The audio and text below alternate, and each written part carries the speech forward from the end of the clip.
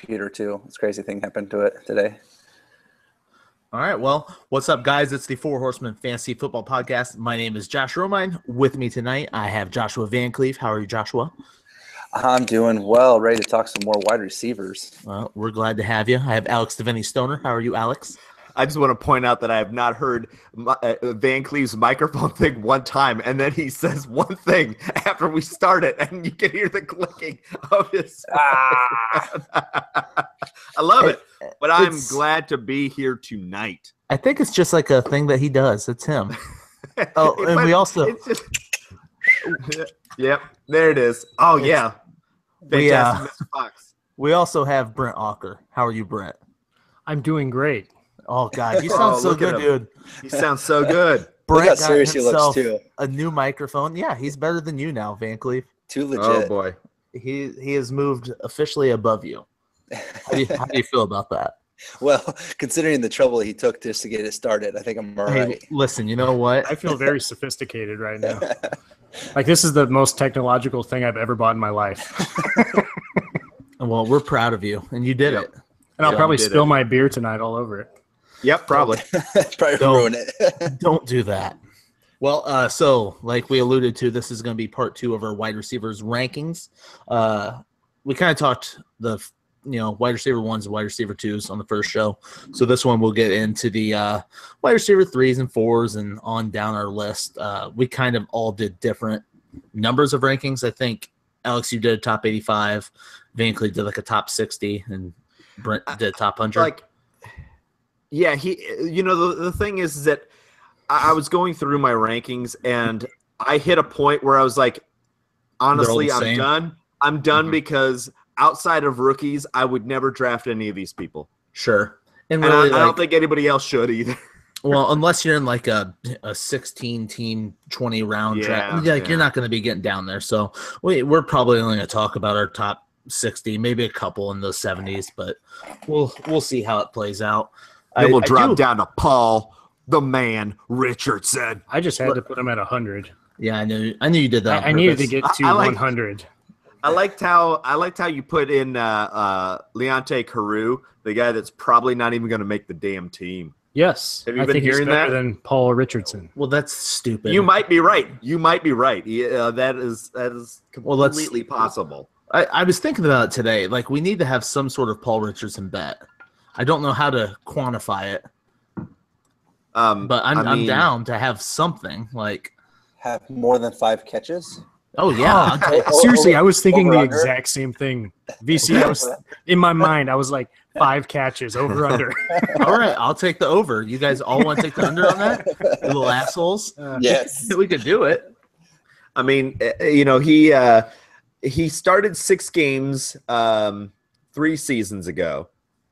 And I mean, basically, and then I guess he got hurt in 2015, and then 2016, he pretty much put up the exact same numbers. So, I mean, as a wide receiver 13 on his own team, what do you think? He's hardly a wide receiver. He's hardly a wide receiver 13 on his own team. I mean, there's part of me that would like to almost just throw down a bet. Does he even make the squad? Okay, throw it down then. 2015, he had 1 reception. Oh, really? Well, yeah, 1 40-yard reception. He must have gotten hurt on that 1 40-yard reception. That was his rookie year, I think. Well, listen, we will come up with something because I'm not saying he's going to be good. He's going to make that team, though, clearly. Clearly? He had a good playoffs. They're not going to cut him. He had 1 game where he had 80 yards. That's not a good playoffs. So they have Doug Baldwin, Tyler Lockett. Like, Graham. they're not like Javon Curse isn't anything like special though. Neither is freaking Paul Rich. He at least has a pedigree. Like, there's 5 running backs on that team that'll catch more balls than he will. Yeah. So is this pedigree like the 13th wide receiver? He was an earlier draft pick. I can't remember where it was. Anyway, we'll get to wide receiver 100 here in a little bit. But Hey, you guys brought it up. I really did have I had a lead-in question that wasn't wide receiver relevant, but it was NFL news relevant, kind of a big deal. Okay. Everybody's been talking about Ezekiel Elliott and this bar fight or whatever it was that he got into. Do you guys think it changes anything? I know that he has had his other allegations that are kind of coming back, and they're talking suspension. Are you guys still putting him at the top 3 picks of your draft? Well, I mean, I had him as 4, and not even because I thought that he was going to do stupid stuff. I just thought that he was going to drop off just a little bit. And do I think that you should not draft him? I think this clearly makes a case for you should definitely not draft him in the first 2 picks, though. I think that, there was some talk, even just a couple of weeks ago, should he be ahead of a guy like Le'Veon Bell? Should he be, the number 1 pick? And I think that that's a clear no. You do not want to pick him up as your number 1 guy if you had one of the first 2 picks. So, as your 3rd or 4th pick, if he misses a couple of games, is that big of a deal? No. You can grab, probably his backup, which would be McFadden. At the beginning of the year, he'll probably have some foot injury, but he'll probably play. But, I mean, this doesn't push me off of him entirely, but it does push me completely off the idea of him going before David Johnson or Le'Veon Bell. Yeah, because I still think that even if he does get a game, 2, 3 game suspension, whatever, I still think he could put up top 5 running back numbers for the season. Absolutely. He's on that kind of offense with that offensive line, and he's talented enough that I think he can still put up those top numbers on a week-to-week basis. And it reminds me a lot of when Des Bryant first came into the league, though, when he was very off the field, kind of getting in trouble. And then Jerry Jones put an entourage around him, like security around him at all times. And now he seems to kind of you haven't heard about his off-field issues. It's more so injury related, anything. But I'm hoping the same thing can happen with Zeke, because all these off-field stuff, all in the matter of his first NFL season before he even starts his second one. It's concerning, but there's risk with a lot of these running backs at the top. You just gotta push through it, I guess.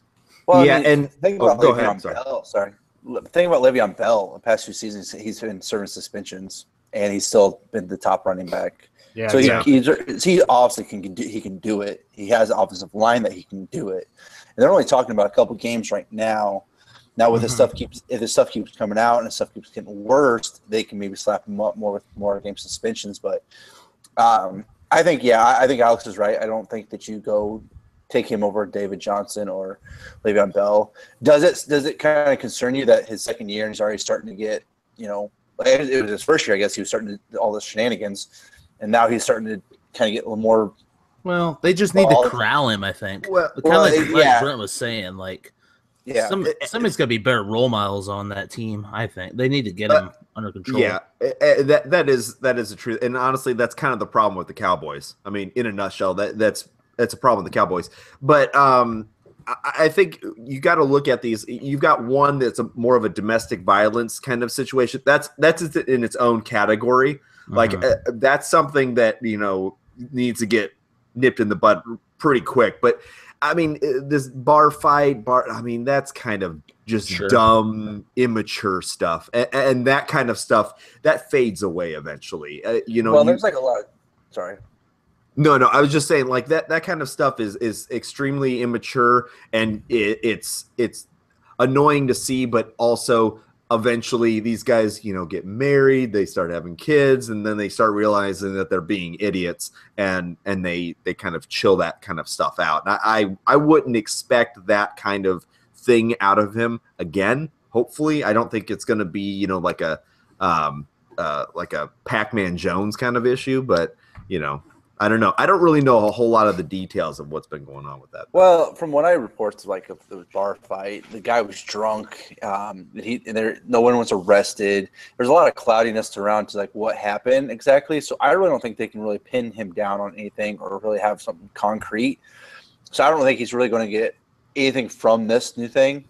If anything, his suspension is from his prior, sexual assault that he did. So allegedly did.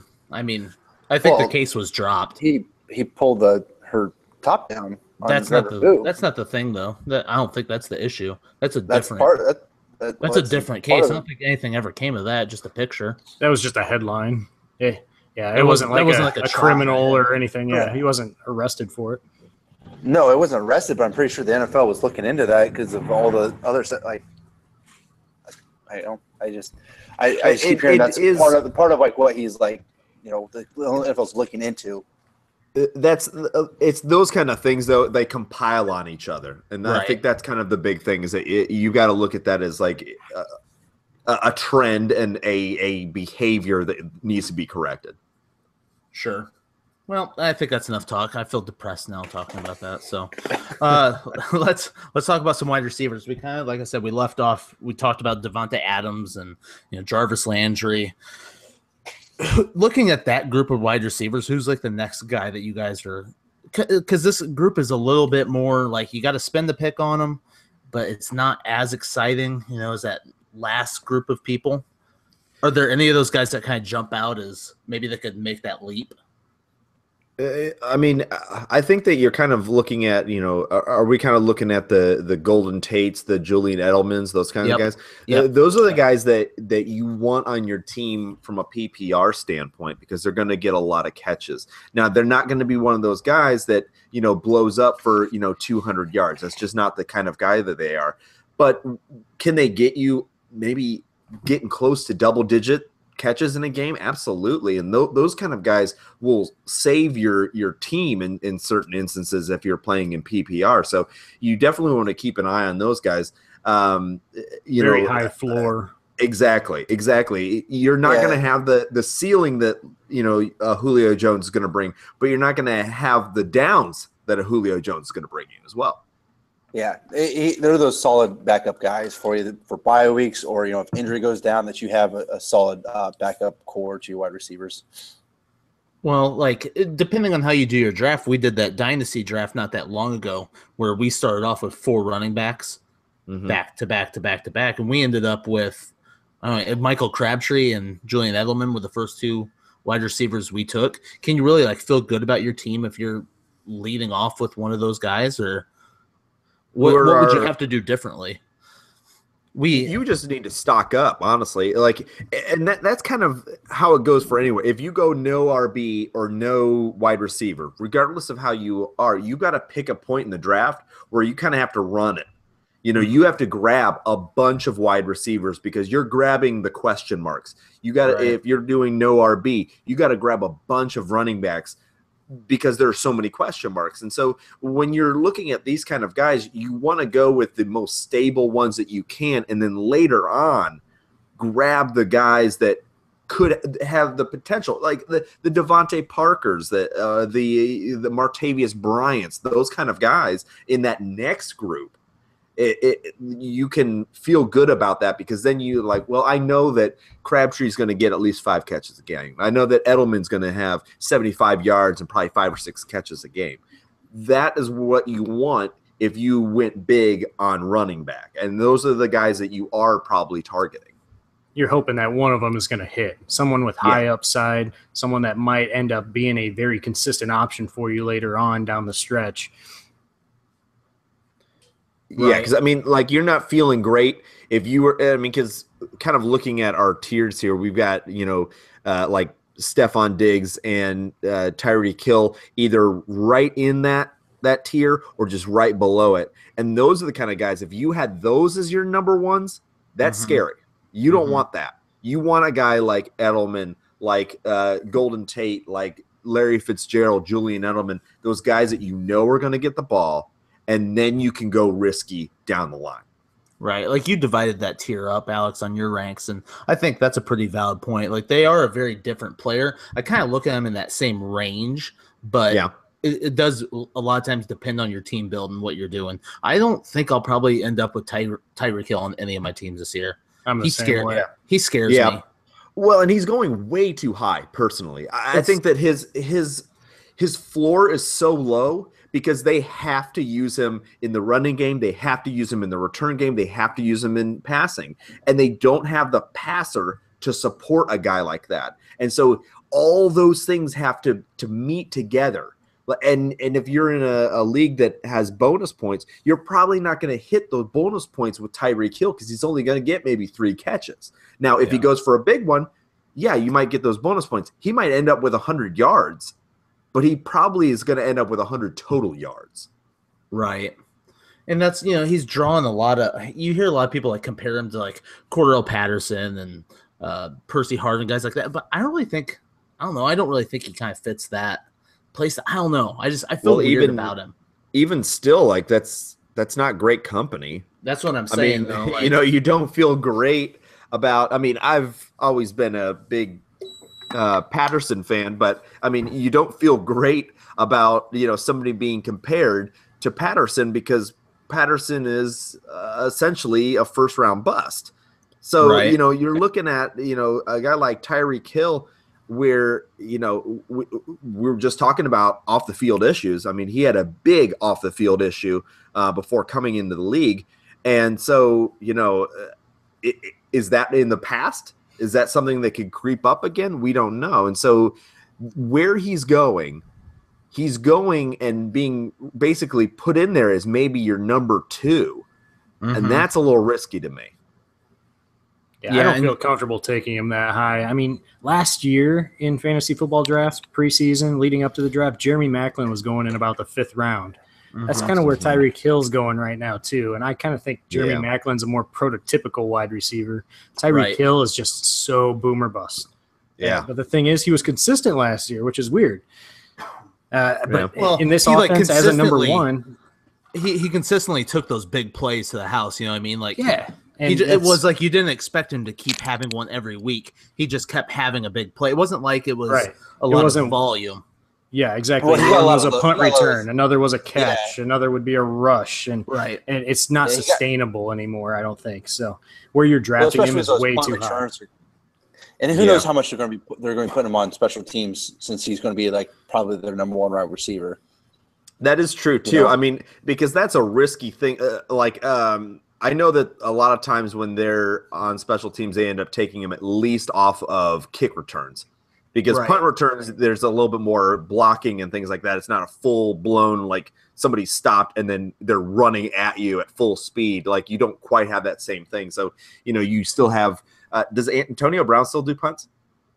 Sometimes, I think. I know that the time, though. I know that, D-Jack was still doing punt returns. He wasn't doing kick returns anymore with Philadelphia, but he was still doing punt returns because he ran that one back. And like Jarvis Landry, too. It's the same kind of – just the more work that you're getting, the less likely you are to keep putting them out there for all those extra plays, which is smart. So, for some weird reason, I kind of look at Tyreek Hill and Stephon Diggs in a similar tier as well. I think they're different players, but when you're looking at them, which player, they both kind of have similar situations. They're a big boomer bust kind of guy.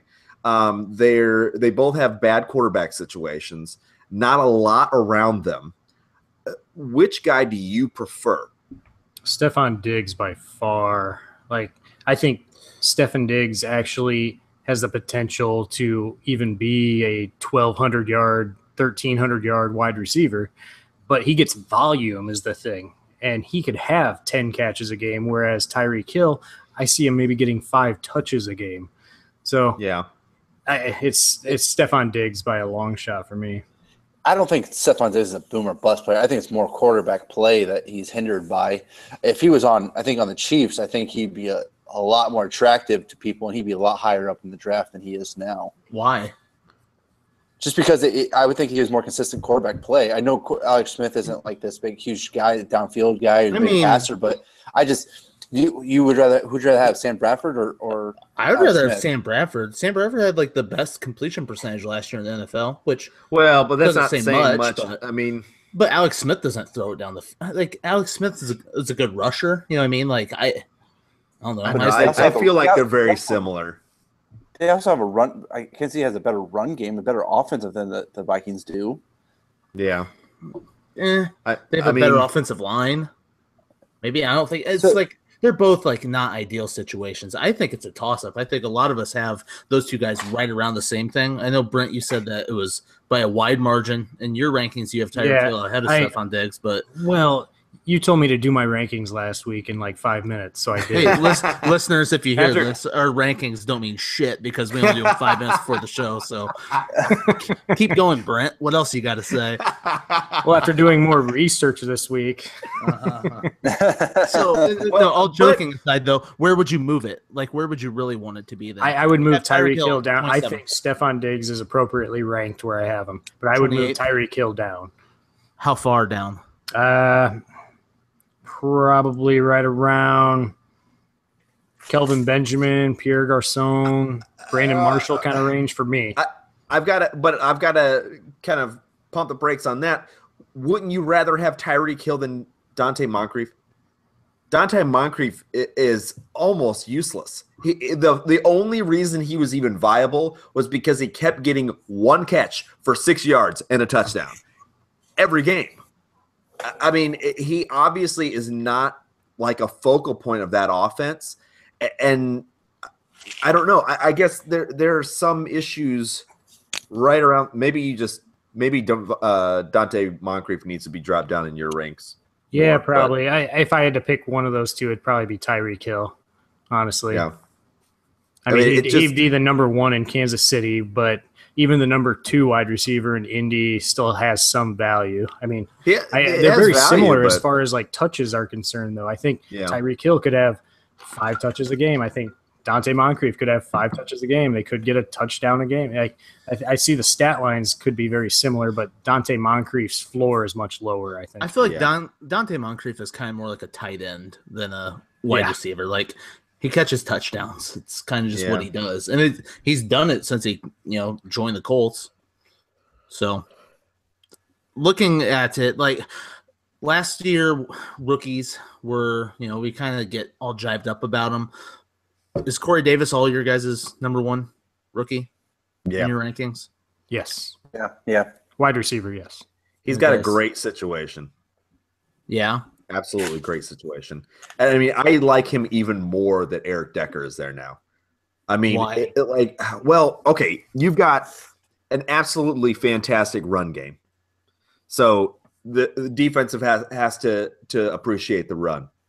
You've got an experienced, kind of PPR guy in Decker that you can't just look at one guy and, because honestly, if it's Corey Davis and Tajay Sharp, right, doesn't really move the needle. But you've got an experienced route runner that can run all the underneath stuff, and you still have Delaney Walker. I mean, that team right now is poised to be one of the best teams in the AFC, and I think that Corey Davis is going to maybe start out slow. But I think as time goes on and that he acclimates to the offense and that offense gets better and better and more cohesive, I think that he's going to have a really good second half of the season. Completely agree. I think Corey Davis has that skill set to be a number 1 wide receiver for a team. And even on Tennessee's high running octane offense, they're going to be in a position to score a lot and sustain drives a lot. And especially with Eric Decker drawing coverage away, I think it's only going to further Corey Davis's development as a wide receiver. Yeah. So do you think that Rashard Matthews then, like, you would rather have Corey Davis than Rashard Matthews, obviously, right? Yes. A lot more upside. So say you're talking dynasty, then how far does Corey Davis jump up in your rankings? At all? Does he kind of stay the same? Yeah, he'd probably be up in the If it's a startup dynasty, probably in that top 24, probably wide receiver 2 kind of range. Yeah, where do you have him at in yours? Like right now, I have 36? him 36 as a wide receiver 3. So I have him 32nd. Where do you have him at, Van Cleef? I've got him down. Let's see. Where I got him? I was gonna say I didn't see him. Did you forget him? No, I could swear I ranked him. I don't my see gosh. him, buddy. you can put him right in at 61. Under Treadwell. I think I think probably around late 20s, the mid 20s. Is where you would have him? Mid 20s? Would you rather have Corey Davis or Stephon Diggs? I think Stephon Diggs, because I think of it was talking just regular. Yeah, talk redraft. That's fine. Oh yes, actually, yeah. So I'd like to have Corey Davis because here's why. Because if I get Stephon Diggs, I'm having I have another number 1 wide receiver. Like Stephon Diggs is going to be my wide receiver 2 or possibly wide receiver 3. And I'd like to have the upside of Corey Davis over that because I know what Stephon Diggs is. He's a great player. Don't get me wrong, but I just think that having Corey Davis, the upside, the unknown, going on that offense that can run the ball, that's been proven last year that the offense is clicking, it can get going. With the addition of Eric Decker to help, take some of that pressure off of Corey Davis when he's a freshman, or not a freshman, but a rookie. A frosty. Sorry. Yeah. But Okay. that's what I guess I'm getting at it. So I think right around there, I think that I can see him going. I think it would have him a little bit higher in Dynasty. I think I'd probably have him late teens to mid-teens, I think, because, Dynasty, would you rather have, I have like Allen Robinson, Sammy Watkins, Doug Baldwin on there. I'd rather have Corey Davis than all those guys. Really? I'd rather have Allen Robinson than Corey Davis. So where would you rank him, Romine? Where would you have him in Dynasty? I would have him probably around the Brandon Cooks, Keenan Allen, Alshon Jeffrey range, like late teens. Okay. So where do you have Allen Robinson ranked now, Roman? Probably, I think, like 15. You have him at 13 right now. 13. Yeah. So you think he's in that tier right there. Mm-hmm. So would you rather have Doug Baldwin in a Dynasty over him? I would. Oh, that's a tough one.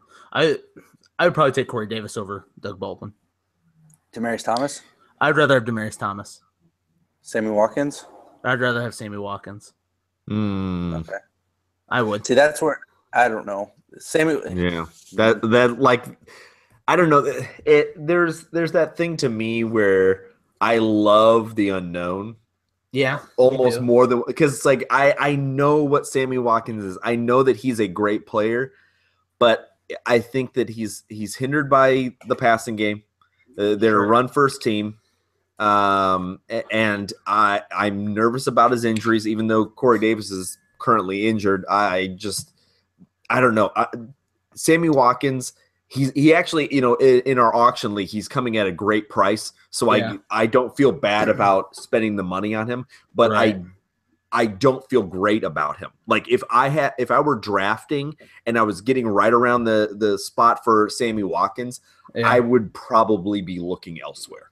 Yeah. Just because I'm not in love with his situation, and I need a solid season where he is just lights out to really buy in. So Tyrod Taylor chucking the ball. That's gonna be great.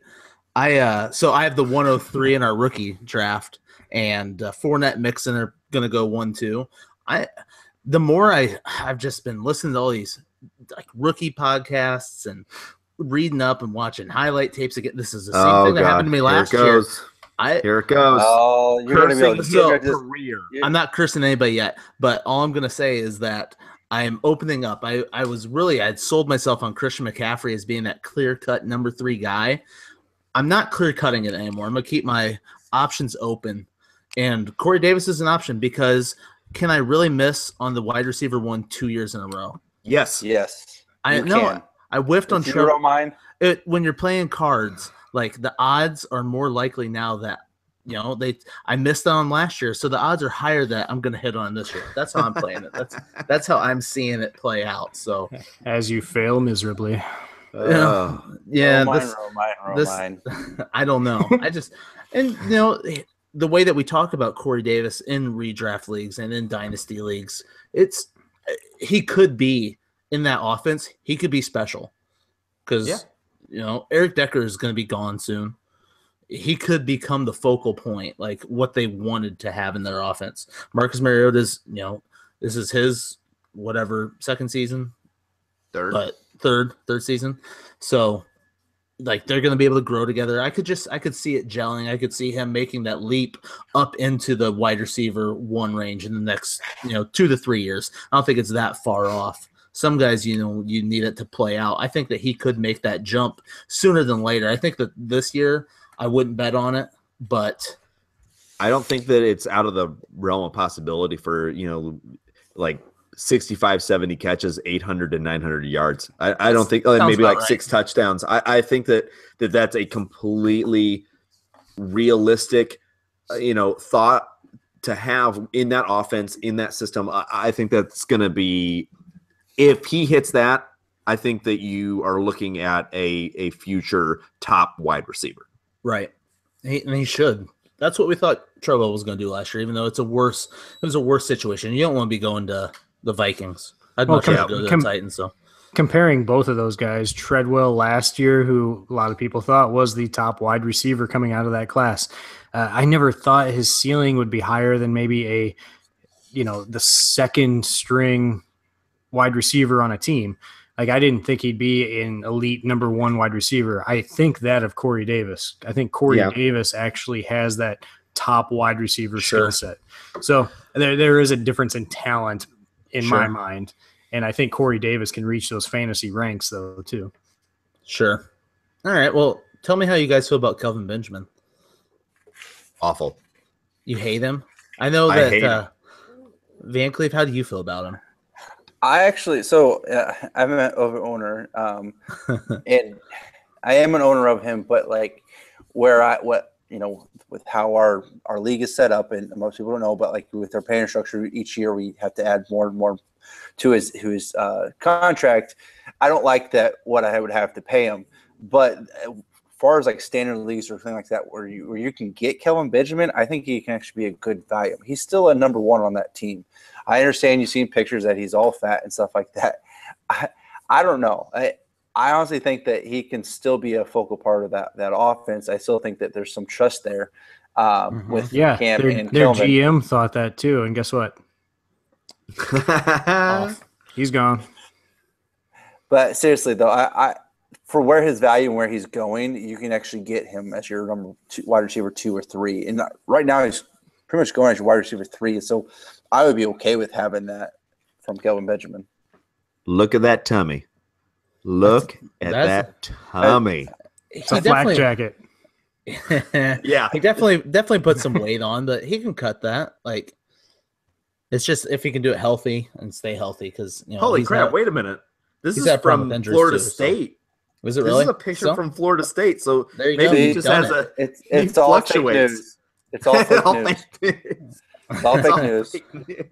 He is ripped. He is cut. He's ready to go. I mean, to be completely honest, and I'm not a big Benjamin fan, because I'm actually a little worried that maybe his injury 2 years ago is a little bit more serious. People can get injured and then just never be the same. And I'm a little worried that that's what he is now. He's just not as good. And I need to see more from him. And I'm probably not going to own him in many leagues, because, when I look at, when I look at where he's at, I see, I've got Corey Davis right around there. I've got even Corey Coleman. Am I going to, pick somebody like Jamison Crowder over Benjamin? Maybe. Legitimately, he's just in this spot where I'm honestly okay picking kind of mediocre players, not Corey Davis, but mediocre players to instead of him. Sure. Jamison Crowder was a name that I was kind of looking at on my list. Let's see, I have him ranked, 37th. Van Cleve, I couldn't find him on your rankings again. Am I just missing him? I have him 29th. And you have him kind of I high. have him 29th. You guys both have him. But so 29th, that's right at the beginning of the wide receiver threes. He looked really good last year. I think he could be one of those sneaky plays that could end up as a wide receiver 1 on your team, believe it or not. Yeah. Like, it could be any of those guys in the Washington Pass Corps, though. I mean, That's they pass the ball a ton, but yeah, I still think he provides this really good baseline floor for you, but has huge upside at the same time. The guy could end up with 10 to 14 touchdowns secretly. Like, you won't even realize it until the end of the season all of a sudden. Like, he's on your starting lineup and playing every week for you. People are going to be looking at Doxson, and the fact is that Crowder could easily have more catches than Doxson. And I think that one of the things that, we're kind of missing is that he was so consistent last year. They were okay with letting go their number 1 and number 2 guys. And I think that it's because Crowder was so good. Now you have Doxson, but I think that honestly they're looking at Crowder as kind of their main guy. What if Doxson gets hurt?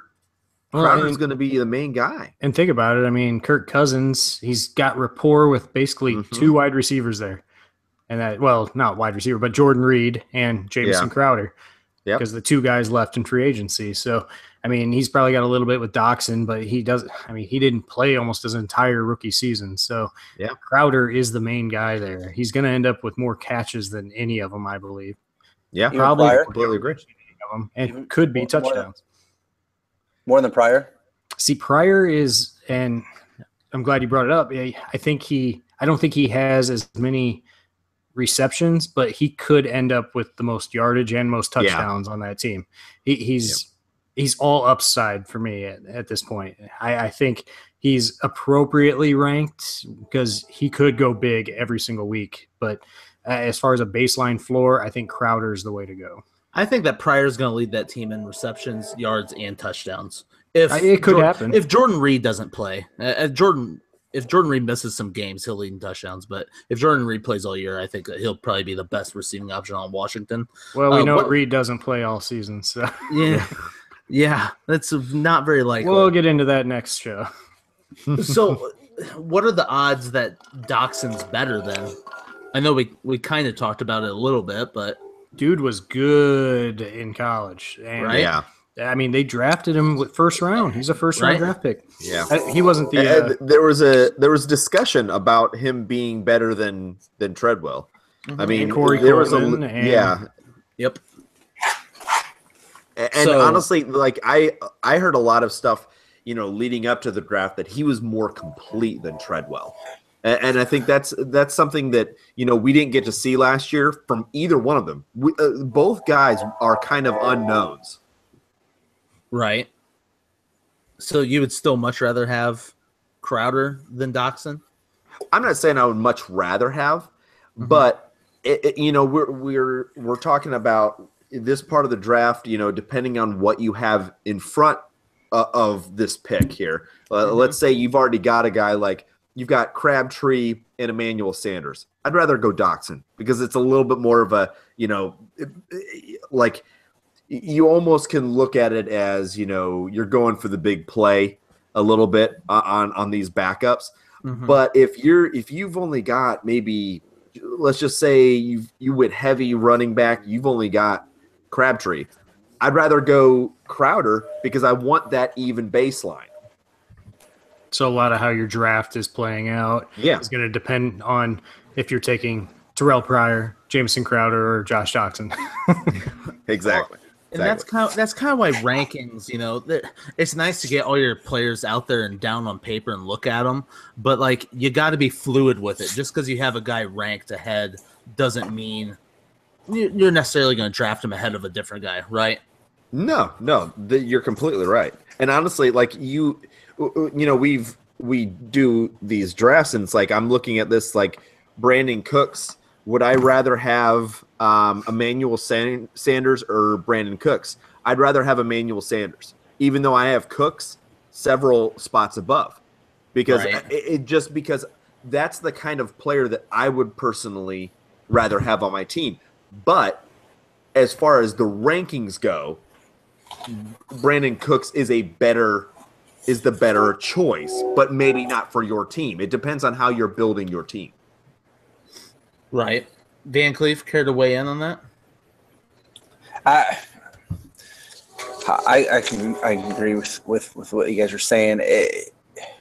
Because especially with the draft, you have these guys in there as far as the guideline of what you go. So it kind of gives you some perspective when you're going through a draft and when where you are at your drafting to see if they're a good value or not, where you value them, because that's why you have rankings, is where you value these players.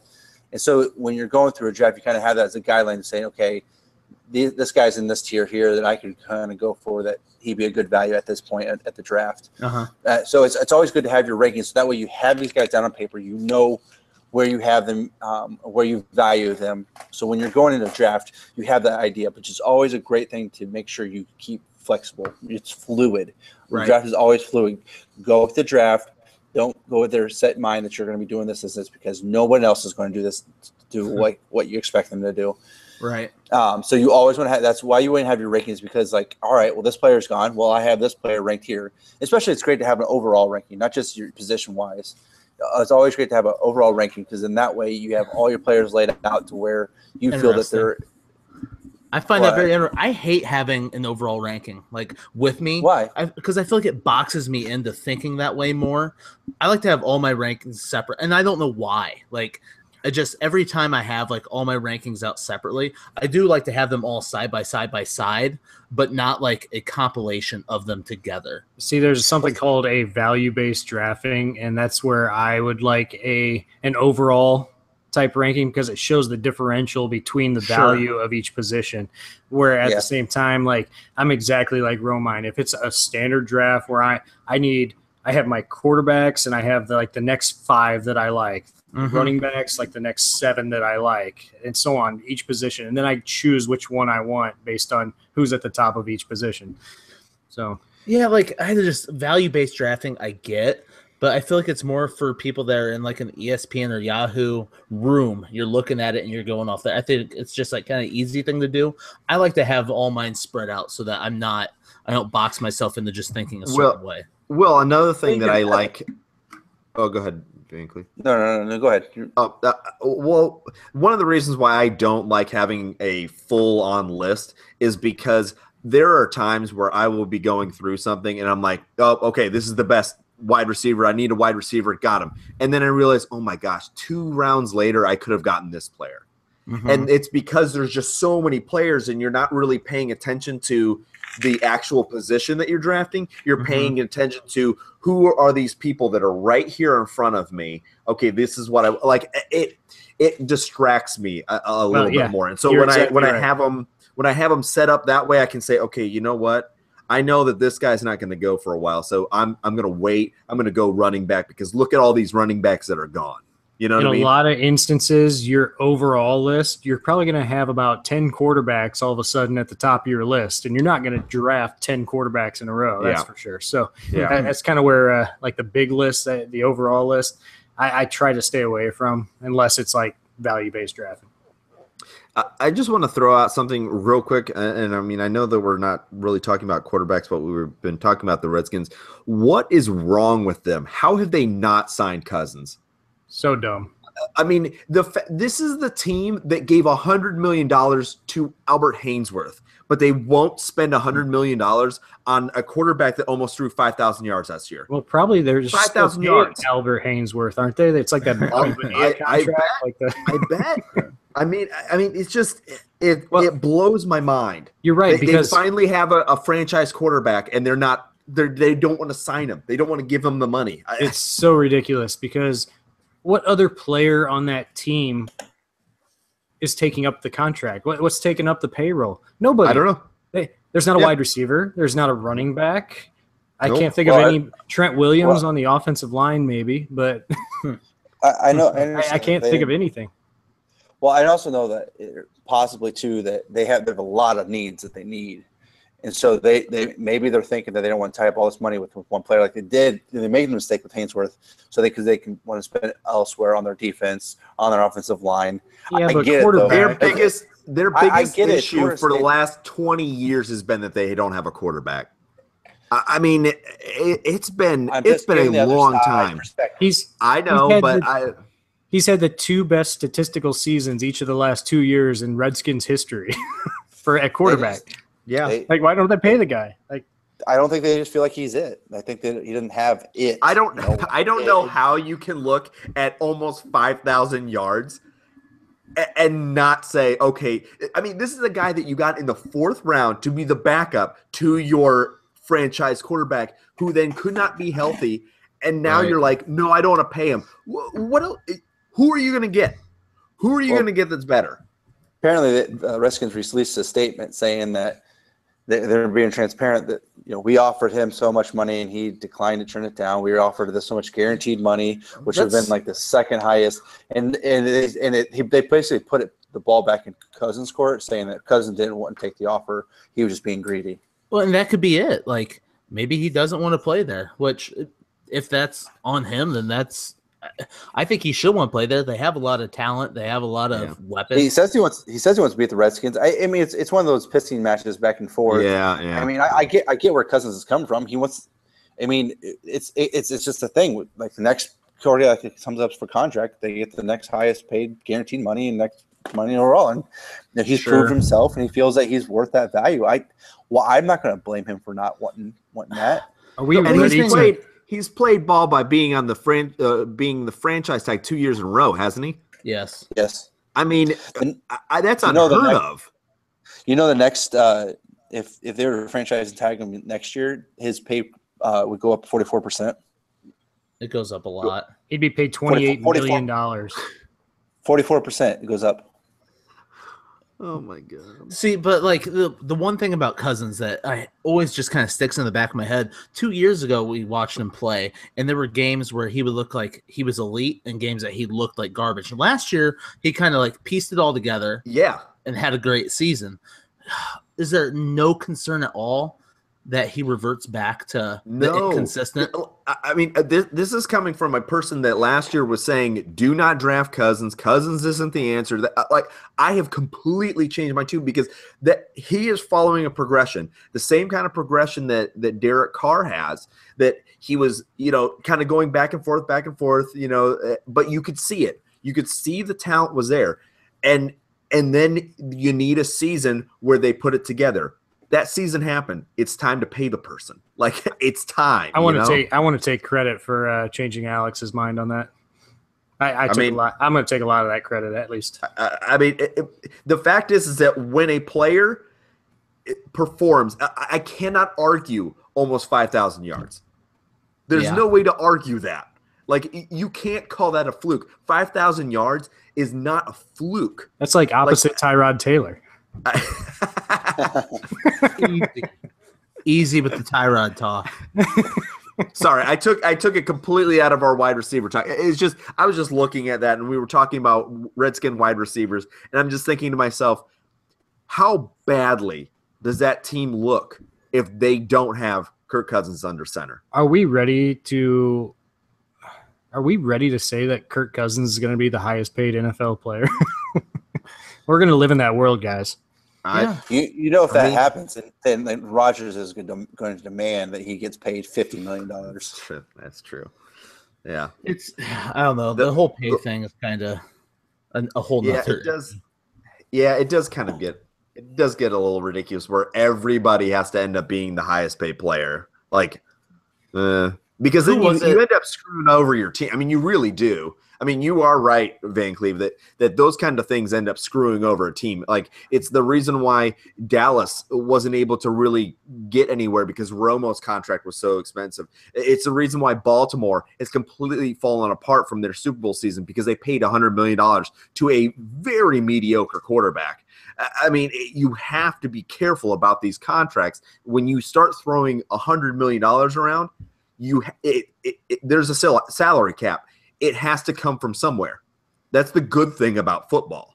So, right. I mean, when you're paying these guys $100 million, all of a sudden you can't afford to protect that $100 million investment. And then you don't have weapons for that $100 million investment. And that's why you have a guy like Joe Flacco who looks even less than average now because he has really nothing around him. It's a pieced together mess.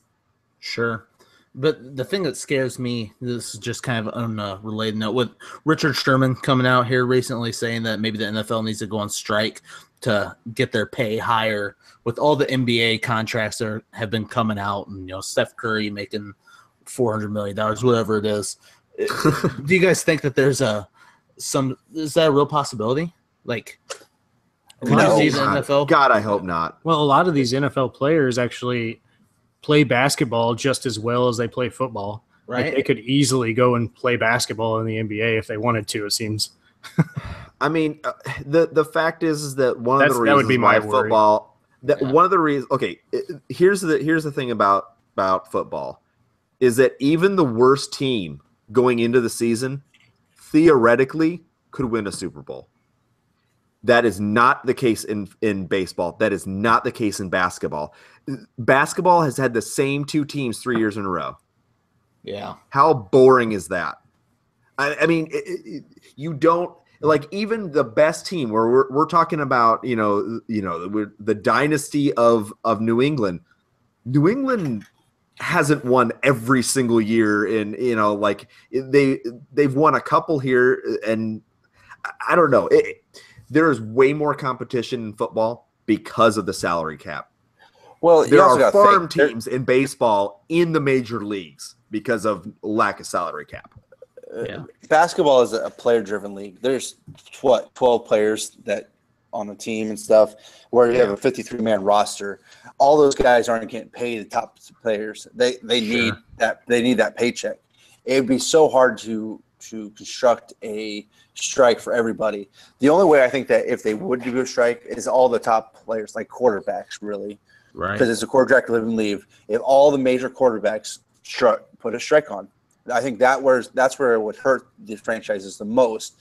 Yeah, but this is the worst discussion I've ever heard. Like, it's depressing you. Yeah, I don't want to talk about that time where I thought that there was going to be a strike. Like, I'm not even kidding. Like, I was sick. Like, I was physically ill listening to this every day. Like, I'm like, oh my god, please do not let this. It would be devastating. Like, I would be devastated. Well, here's the thing. Like, I get where the players come from and wanting more guaranteed money because it's such a violent sport and it's only, the average. I think average is 4 years in the NFL, something like that. And I get them wanting to get paid, but I also understand they signed this agreement for how this league is structured. They have a say in it.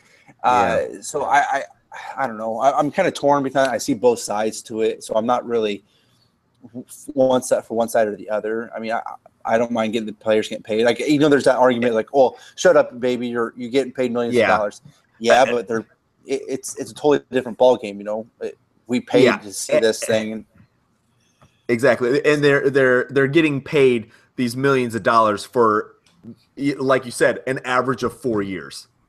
Yeah, and yes, is that more money than we will probably ever see in our lifetime? Yes, probably. However, you're also talking about guys that are going to have knee injuries and knee problems the rest of their life, concussion issues the rest of their life. Like, there's a lot of other things. I hate the professional sports baby, talk, but at the same time, also the reason why this sport is so good is because of the salary cap. You get rid of that salary cap, it's like every other sport, and you completely lose the fact that AP stays on a team like Minnesota his entire career for the most part, because players don't jump around. I don't think that's the best part.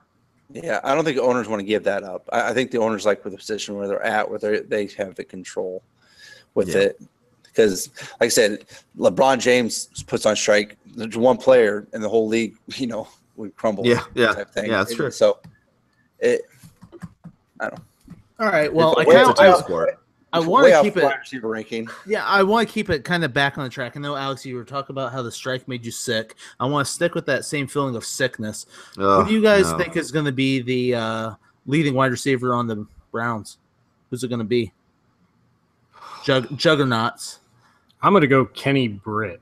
Yeah, because I don't think that. I don't think Corey Coleman is going to make it through the season again. He just seems to be injury prone. He was when he was drafted, right after he was drafted, all season long. He couldn't stay healthy, and now once again he's hurt again. So I don't know. David, never go with a hot take. David Njoku. You're full of shit. A tight end, rookie tight end. Tight end, yeah. Rookie tight end. Honestly, I'm probably going to go Coleman just because his big playability. I get where Brent's coming from, but I absolutely hate Kenny Britt. I don't think that he's very good. And honestly, he had a good season last year, but Kenny Britt's a little bit injury prone as well. So I could see him getting hurt as well. I think that, I don't know. I see Corey Coleman as a Deshaun Jackson type player, and I don't think he'll have the most receptions on the team, but I think he'll end up with the most yards. Would you rather like 600? 700, 800. Okay. So would you rather have Corey Coleman or Josh Doctson? Josh Doctson. I just think there's more yardage to go around in Washington, and we have no clue what to expect out of Cleveland. I mean, Cleveland last year, fool me once. You know what I mean? We were all like, honestly, this might be a good team. This might be a team that we can kind of, and then terrible, worst team in the league. So I think that everybody, that's smart is kind of holding back and not buying into Cleveland too much. Especially the passing game, because it doesn't look good right now. We'll have to see what they do with their rookie and what I always that's Kaiser, right? Kaiser's the one that went to Cleveland. Just drew a blank. Yeah. I think that it's not going to be fun to watch them until Kaiser gets out there, and it's probably going to happen sooner rather than later. Yeah, I think Kessler will probably start and. Yeah, I think Kenny Britt's going to lead it, so I'm kind of on the same page as you, Brent. But would you rather have Corey Coleman or Allen Hurns? I've been hearing a lot of talk that Marquise Lee could end up taking over. Marquez Lee. Marquez. No, I would choose Corey Coleman on that one. You would? I like Hurns, but I think with the emergence of Marquise Lee, I think he could improve on last season quite a bit and take a lot of touches away from Allen Hurns. I still think Allen Hurns is a great value late in drafts, just as a late round, last round kind of pickup. But I would still stick with Coleman as having the better season. Yeah. I agree. You'd rather have Marquise Lee, though, than Allen Hurns? It's a toss-up for me. I think both guys are probably going to get equal production. Yeah.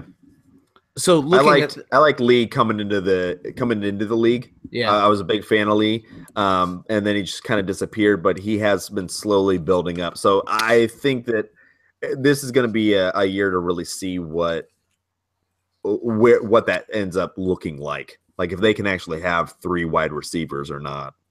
So we're talking about all these guys, we're talking last picks of drafts, later. Where do you guys have Randall Cobb at? Because I feel like he's kind of a forgotten guy this year. Looking at what he did, last year. He's been good in the past, but last year he sucked, and all of a sudden it's kind of, you think about Devontae Adams. I know we kind of talked about this a previous time. I don't remember when that was, Brent. Yeah. We had a conversation about this, but I think he can bounce back. I can see him bouncing back. I don't see it like a just- big bounce back though. It's kind of like just a little baby bump up, a baby bounce back. Yeah. Where do we have him? Where do people have him? I mean, I have him at 50 out of my 100. He's at right around 50. like. I have him at 38. Ooh, you've got it Like, pretty high. That's yeah, just okay. outside wide receiver 3 for you. Okay, looking Yeah, at that, I could see that. and I'm just going to take Brent, legitimately, it comes to you. You have to make a pick between these 3 players: Tyler Lockett, Randall Cobb, Kevin White. Who do you pick? I think I select Tyler Lockett. Gonna lose his job to Paul Richardson. Nope, not going to happen. I've got him a full 51 spots ahead of Paul Yeah. Richardson. Mistake. Yeah, honestly, like there's like, even though Tyler Lockett and Kevin White both have injury issues, they're more attractive to me than Randall Cobb. And late as you're getting him, I'd rather take the risk on a guy that could be really good versus a guy that maybe he'll have a couple games. I don't know. Like, just that Green Bay offense is so good, though. But they added, like, I don't like the fact that you've almost got him. He's almost been replaced at this point, by Devontae Adams. You have Martellus Bennett in the mix now. You've got a few newer, pieces of the puzzle with the rookie running backs, and you still have Ty Montgomery, who was originally a wide receiver. I kind of feel like maybe Randall Cobb is the forgotten man at this point, and he's just kind of going to get left out in the cold, maybe even traded this year. I mean, I still think Randall Cobb has value in drafts, though, is the thing. Like, you can pick him up a lot later in drafts. Yeah. And he can hold that value, I think. He's got such a low floor, though, is the problem. And I mean, we saw it last year where he would have 3 catches for 30 yards multiple times a week or multiple times during the season. And he only had 1 blow-up game, and that was in the playoffs where he caught 3 touchdown passes. Well, all you need to do is have 1 good game in the playoffs, and Romine's going to think that you're a world beater. So, I mean, all you need is 80 one good yards. game. You just all need you one good need catch. is 80 yards, and you are ready to tackle the world. No wonder you're coming 5th every year. But anyway, Hey, right there, it's mediocre, right in the middle. I finished 2nd 2 years ago, but okay, keep on talking shit. I mean, you don't like his trajectory. Like, that's the problem. 3 seasons ago, you're looking at, I think he even had like 12 touchdowns or something crazy like that. Then you drop down and he has, 79 catches, but for like 800 yards. And last year he gets about 60 catches for 600 and something. I mean, you don't like the trajectory of it. It's not just 1 season. It's been a couple of seasons where it almost seems like he's fallen out of favor. Like, I don't like what Randall Cobb is doing to Devontae Adams because I loved what Devontae Adams could bring this year. And at the same time, I also don't like what Devontae Adams is doing to Randall Cobb. So if I had to pick one of the two, it's still Devontae Adams, around that 4th round, 5th round kind of range. But Randall Cobb, you can get so much later. Probably not nearly the upside, but he still has a value late in drafts. Yeah. All right. Well, I want to talk about one more wide receiver, and then we're gonna wrap this up. I want to know where you guys are at with Mike Williams. He was kind of heralded as the 2nd best wide receiver coming out in this draft, and his injury talk scared him. We got him down. I'm looking at where we all have him ranked, and I have him 55th. Brent, you got him 59th. Alex, you have him 54th. Van Cleve 52. Is there really that much? What do you see him providing this year? And then what do you see him providing dynasty-wise moving on out? I mean, okay, one of the issues that you have to look at is that I don't like the fact that he's missing a lot of workout time, a chance to get on the same page with Phillip Rivers.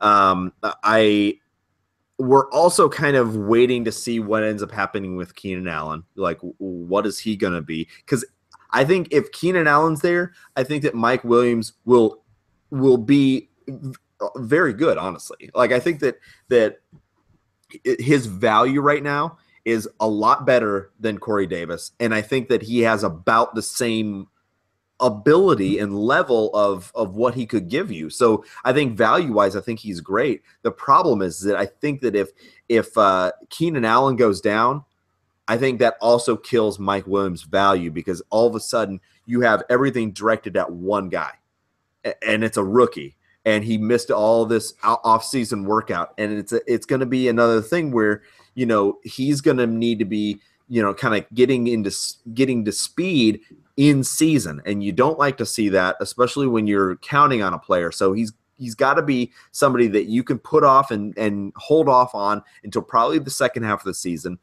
which isn't great with San Diego, because San Diego is a first half team. So, you know, I think that there's a lot of working parts when you're getting Williams and having those expectations low, but hoping that he ends up being basically as good as Corey Davis can be.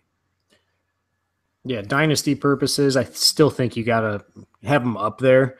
I don't know what you're going to expect out of him this year. He's got some injuries, like Alex said, but I moved him below Tyrell Williams for the first time just this week. And back on our rookie show, I had Williams a little bit ahead of I had Mike Williams a little ahead of Tyrell Williams, but I just flipped it this week. And I just think that, I mean, Phillip Rivers last year even was talking up Tyrell Williams and how much he liked him, liked his size, liked his big playability. And it's kind of just in the back of my mind now, like, maybe Tyrell Williams takes that big step up this year and Mike Williams can develop, you know, all this year. I like Tyrell Williams' big playability. I think that right now, as it sits, I think Tyrell's the way to go. Yeah, they're kind of the same size. Yeah. Williams is 6'4". Yeah, Williams is 6'4". Oh, well, Tyrell Williams is 6'4". Mike Williams is 6'3". So, I mean, you know, if San Diego could put together a full season, this would be a really attractive team. Well, I think the reason there's such a first half, second half team is because they are one of the most injury prone teams. Also, that's true. The first half, all their guys get hurt so often. Their offensive line gets hurt and then they're playing with backups the whole second half of the season. If they can actually stay healthy, I think they could be a full season team. Yeah, that's true. And they definitely have the players. They definitely have a good group of players. It's just, like you said, they need to stay healthy, and it needs to be all put together. And, you know, we could be talking about, you know, in a year, we could be talking about San Diego as one of those teams that you're just trying to grab as many of those players as you possibly can because they're that good. You know, we're looking at, Henry the tight end. We're looking at the wide receivers. We're looking at Melvin Gordon and even Phillip Rivers. This is a good team. It just has to be put together, and we just haven't seen that happen yet. Yeah, Phillip Rivers is 35. He's getting up there to that age where you start worrying that drop-off year is coming. Yeah, so yeah, they're gonna have to do something. But Van Cleve, you have any feelings on this, or? I mean, they pretty much said. I kind of agree. It kind of hurts Mike Williams with being injured and being out of some OTAs and stuff. You know, I think that he will really have to prove himself this coming preseason and kind of get more work with Phillip Rivers or by injury. But I think with Keenan Allen and Tyrell Williams, this will be a second season, and Tyrell Williams kind of coming on without kind of taking that leadership role last year because he was the only man left standing.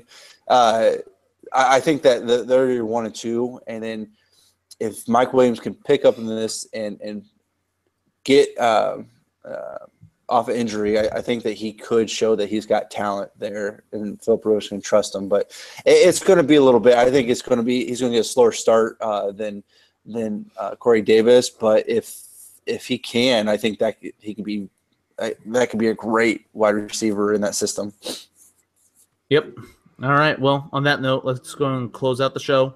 Next week, we're going to talk tight ends. So stay tuned. It's going to be a big show for us. We're pretty excited about it. Tight ends always get people all jacked up for the NFL season to start. So we save the best for last. But thanks for listening.